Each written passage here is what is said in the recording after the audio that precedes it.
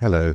One of the big stories of today is, of course, President Trump's address to the UN Assembly, where he actually took a global stage platform to attack Sadiq Khan, the mayor of London, and, of course, the growing threat of Sharia in the country. Let's take a listen to the salient part of the clip. I look at London, where you have a terrible mayor, terrible mayor, and it's been so changed. Now they want to go to Sharia law, but you're in a different country. You can't do that. Both the immigration and their... So obviously, Sharia law isn't being officially introduced into London or to Britain, and a lot of people have been criticizing Trump for that. But he's not far wrong, because Sharia law does have an increasingly growing presence in the city of London, and it's something which, of course, should worry us all. And who can deny his criticisms of Sadiq Khan, our mayor? And, of course, his connections to Islamic extremism aren't well enough known, I think, by the British public. He likes to portray himself as a member of the centre-left of the Labour Party, but indeed, if you look back into his history, he does have some worrying links with many Islamic scholars who are great supporters of Sharia law, and in some very egregious ways. Sadiq Khan, for example, did you know, was a solicitor for the Nation of Islam. If you can look here, it was even fact-checked by the Full Fact website. In 2001 and 2002, Sadiq Khan was the solicitor for this terrible organization in a legal battle to overturn its leader, the vile man called Louis Farrakh Khan, who was a man who's combined in the Islam of Nation the Black Power movement with radical Islam, a vile anti-Semite and black nationalist who has described Jews as bloodsuckers and called Hitler a very great man. And he spoke at the same conference as Sajil Abu Ibrahim, a member of the now proscribed Islamist organization that trained the 7/7 bomber Mohammed Sadiq Khan.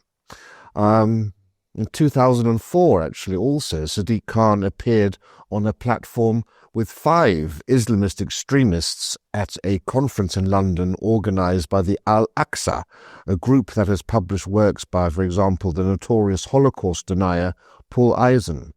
And in that same year, in 2004, Sadiq Khan was the chair of the Muslim Council of Britain's Legal Affairs Committee and was involved in defending another terrible extremist Muslim scholar, Dr. Yusuf al-Qaradawi.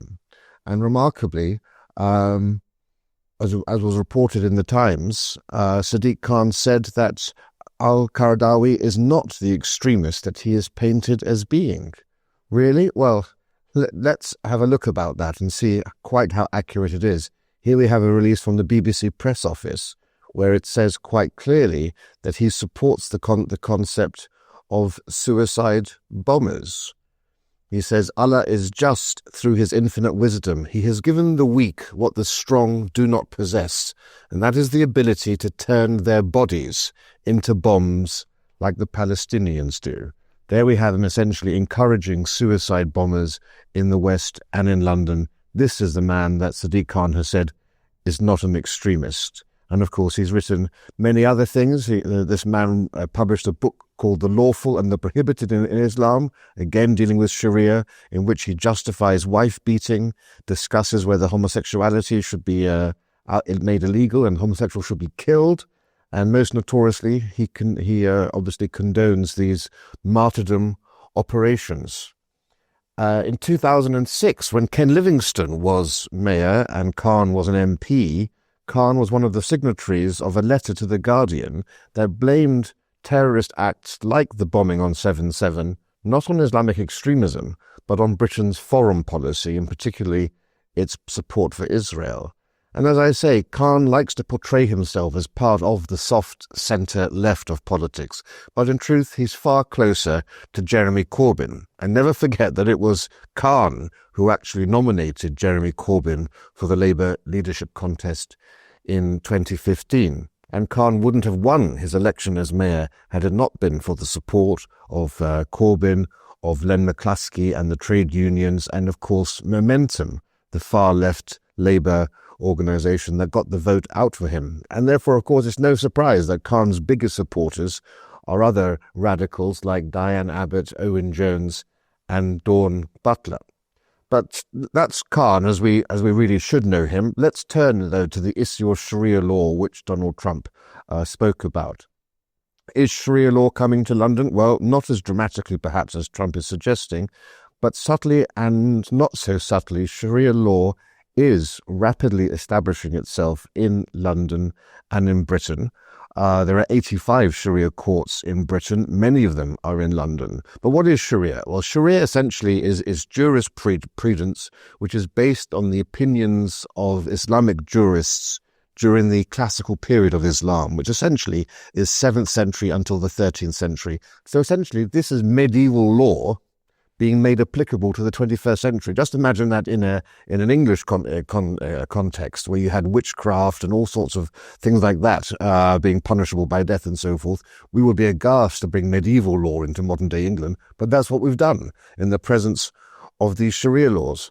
Many aspects of Sharia have been modified in most Muslim countries, but when it comes to things like marriage and divorce, these medieval rulings are still observed. And Britain, remarkably, Britain is now the Western capital of Sharia law. And men are simply able to end their marriages, for example, just by saying the word divorce 3 times, they have divorced their wife, whereas the wife can't do that.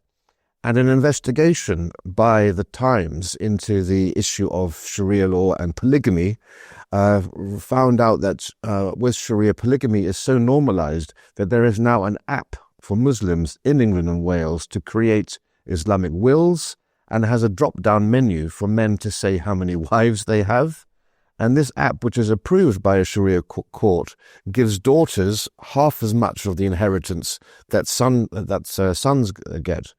As I say, since 1982, which is when Sharia law first set foot on British soil, we now have 85 courts, and Muslims from across Europe and North America are actually coming to Britain, turning to Britain's Sharia courts, which essentially for guidance on how to structure Sharia courts in their countries. And in Britain, about 100,000 Islamic marriages are believed to have been conducted under Sharia law, and many of these are never registered with the civil authorities. They don't go to the town hall and register with the registry office their marriage, which means there are no protections for the wife, for example. There is no legal system that can look after a wife if she's not legally married in the UK, but only married in the Sharia courts. And of course, that causes all sorts of issues. And one of the most prominent members of these Sharia courts is a chap called Haytham al-Haddad. Now, this is a radical preacher. He formed one of these organizations, and he has been, if you see here on this website, here he is of this lineup of beauties. He's second from the left here, and he has been described by Sadiq Khan, who was the commissioner for countering extremism, as misogynistic, racist, and homophobic. And he has said, for example, that female circumcision is better for the husband and a virtue of honor for women. He believes all Western women, that's all European women, should submit to Allah and wear the niqab. On domestic violence, he says a man should not be questioned why he hit his wife because this is something between them alone. When asked on the best age for a teenage girl to marry, he said, the younger, the better. And on being gay, he says it's a criminal act and he believes that God hates homosexuals. Now, this is the man who's actually running one of the main Sharia courts in this country, who founded it. And he was among British scholars who went to Afghanistan to visit the country after the Taliban had recaptured it. And he went and met the Taliban there. Women will tell you, Muslim women will tell you, how men exploit the Quran and rely on these misogynistic Sharia courts to have control exerted over women's lives. The hadiths are like the Quran, but the hadiths are sayings of Muhammad. They're quoted to insist that wives must agree to have sex with their husbands and to claim that women's minds are deficient. Now, Nick Timothy, who's a Tory MP, he's called on the Equality and Human Rights Commission to investigate Sharia marriages, saying they should be criminalized if they're conducted without the protections of an accompanying civil marriage. But we should go further. We should ban them outright. Sharia courts are rapidly developing into an alternative quasi-legal system in Britain, and that must not be allowed. And this goes beyond the issue of Sharia courts, because Sharia law in other ways is seeping into society and is seeping into London, as Trump was referencing. For example, some of you may remember the terrifying organization called Muslim Patrol. I can't find the link here, I think. But this was an organization, a gang, that went around East London's Whitechapel in 2011 onwards, and essentially was filming and attacking and shouting at any drunkenness they saw. If they saw a woman improperly dressed, if they saw a couple holding hands or having public displays of affection, if they saw two gay men together, these people would be attacked and filmed. They would go to Muslim shop owners and attack them if they were selling alcohol, for example, and they would put up stickers essentially saying this is a Sharia law zone. This is happening in modern day London. And of course, we know from recent polling that 32% of Muslims in this country want to have Sharia law in this country implemented by 2044. Almost 1/3 of Muslims in this country, essentially. And if you look at London, as Trump was doing, there are at least 1.5 million Muslims in London, so that's around 20% of London's population who is Muslim. Let's be clear, Sharia law has no place in Britain or in Europe or in the West. It is a medieval anachronism which has no place in the modern 21st century, and it is also completely alien to our culture and our way of life, our European, our Christian way of life. Even as a secular country, we should have no truck with the imposition of this medieval religious law. British law is the only law in the land. We have 3 legal systems in this country. We have the law in England and Wales, we have the law in Scotland, and we have the law in Northern Ireland. And that is how they must stay. Each of those legal systems evolved in unique ways, reflecting that nation's history and identity. And we must preserve the idea that there is one law for all people within those lands. Until next time, I'm Rafe Heydel-Mankoo. Hello, please excuse this brief interruption, but I'd be really grateful if you could please hit the subscribe button and subscribe to our channel. Our mission is vitally important, and we must grow this channel to ensure that our content reaches the biggest possible audience. The best way to do this is for you to subscribe. It's totally free. And in addition to subscribing, if you're able to donate or join our membership scheme, please click on the link in the description or visit our website, newcultureforum.org.uk.